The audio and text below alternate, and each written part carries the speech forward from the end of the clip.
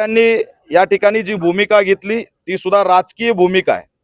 व्यापाऱ्यांच्या अनेक मुद्द्यांसाठी आंबेडकरवादी रस्त्यावर उतरत आलेला आहे। आज सामाजिक सलोख्याची स्थिती निर्माण होत असताना व्यापारी महासंघाच्या पुढाऱ्यांनी बंडाचं निशाण पुकारून त्यांनी हे दंगल कायम राहावी अशी भूमिका घेतलेली आहे। त्याच्यामुळे मी जिल्हाधिकाऱ्यांना मागणी केली की व्यापाऱ्यांची दादागिरी खपून घेऊ नका। जर का ते धमकी देत असतील, सामाजिक सलोखा राखण्यामध्ये सहकार्य करत नसतील, तर त्यांचं शॉपॅक लायसन्स सुद्धा रद्द झालं पाहिजे।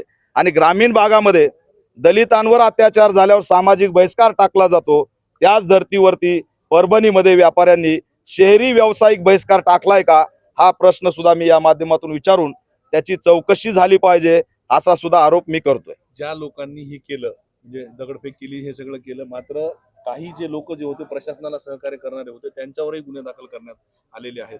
नाही, याच्यामध्ये सर्वजण इथले महाविकास आघाडी असो की महायुती असो, दोघांनीही ज्यांनी निवडणुकीत त्यांचं काम केलं नाही त्या पुढाऱ्यांना टार्गेट केलेलं आहे। हे राजकीय टार्गेट आहे। निवडणूक झाल्या हे टार्गेट करण्यात आलंय, कारण की हे पुढारी त्यांच्या सोबत नव्हते, कार्यकर्ते त्यांच्या सोबत नव्हते। त्याचा हा वचपा आहे। आंबेडकरी समूह नवी राजकीय भूमिका घेतोय म्हणून त्यांना टार्गेट केल्याचं चित्र दिसतंय।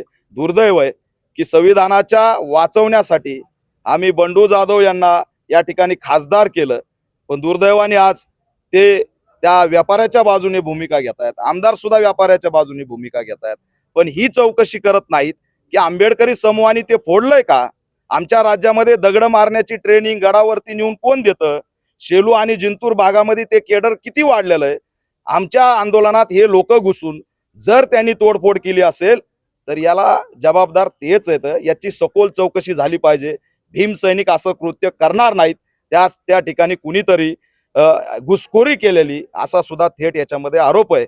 लोकप्रतिनिधींनी त्यांचा राजकीय वाचपा या आंदोलनाच्या माध्यमातून काढू नये आणि ज्याचा दोष नाहीये त्याच्यामध्ये त्याला टार्गेट करू नये। ही कोम्बिंग जी आहे, माझा मोठा आरोप आहे की मेघनाताई बोर्डीकर परभणी बंद झाल्यानंतर दुपारपर्यंत हे आंदोलन व्यवस्थित राहिलं। दुपारच्या नंतर 5 वाजता या आमदार जिल्हाधिकारी आणि एसपी ला भेटल्या आणि त्याच्यानंतर कोम्बिंग सुरू झालं। आमचा थेट आरोप आहे की मेघनाताई बोर्डीकर यांनी ही कोम्बिंग केली का, असं सुद्धा आम्हाला संशय निर्माण झाला।